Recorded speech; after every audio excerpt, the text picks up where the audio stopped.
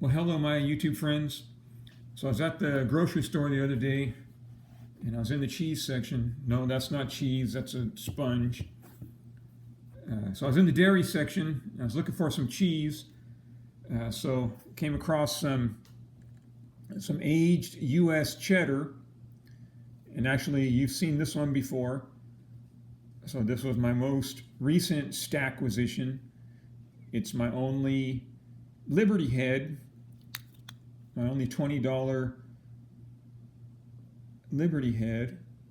So we get another look at that one. And I asked George, I went back and asked him about those dark spots in the rays, near the In God We Trust. Some of it's like on the U and the star right next to trust. And he looked at it closely. He looked at those under through the loop. He looked at it closely and he said not to worry about it. In a higher graded piece that would hurt the value of it.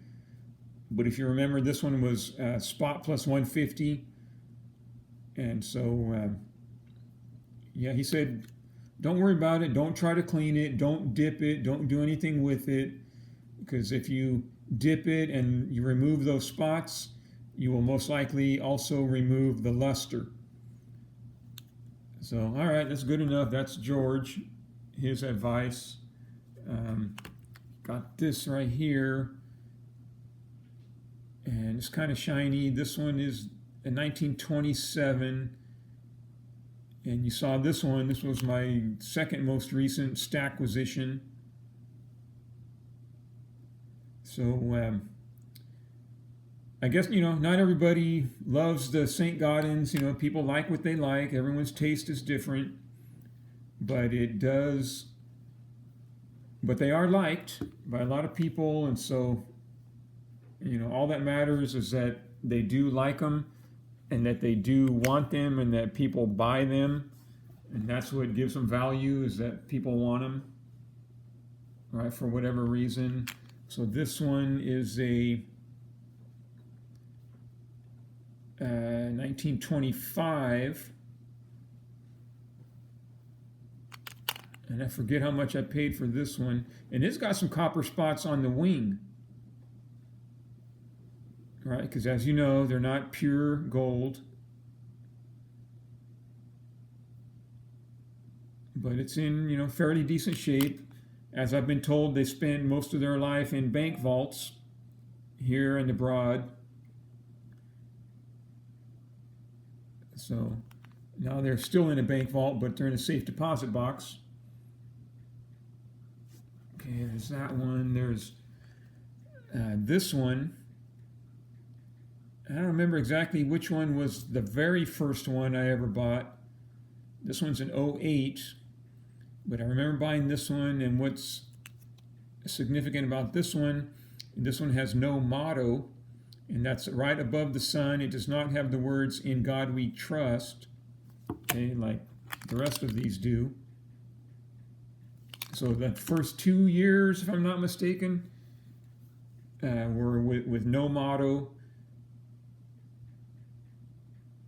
And I looked at the book, I looked at the rare coin report, and the 1908 no motto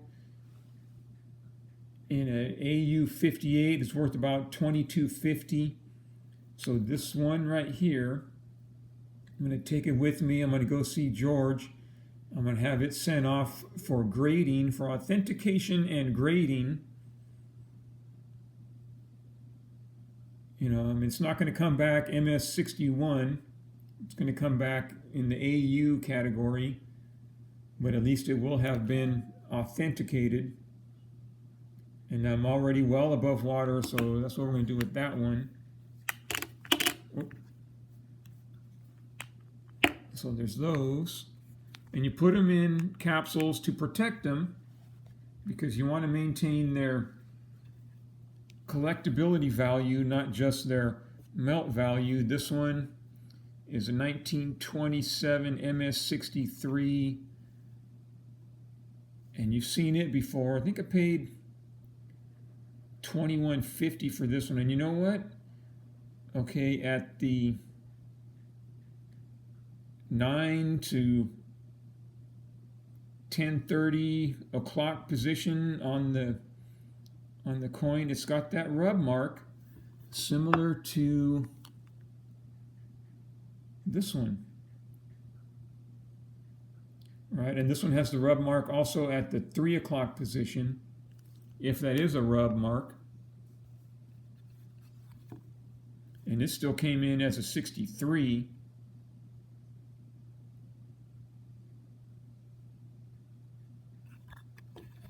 So, and it's been authenticated. I have not received word yet about the $5 Indian that I sent off a couple months ago. But I'm going to go ahead and put these 4 away. I'm going to take this one with me and have George look at it, and he's going to say, well, they're only worth grading if they're a MS 60 something. And in spite of that, I'm going to say, well, go ahead and have it graded anyway. Here's the $60 to cover the fee, or what they charged me last time for the $5 Indian. Have it graded, authenticated. Then years from now, when it's time to sell, it'll be easier to sell. Be no question as whether or not it's phony. So, all right, my friends, thought you might like to see that. $100 worth of U.S. cheddar, my full $20 gold stack, before I put it back into the vault. So, you folks have a good day.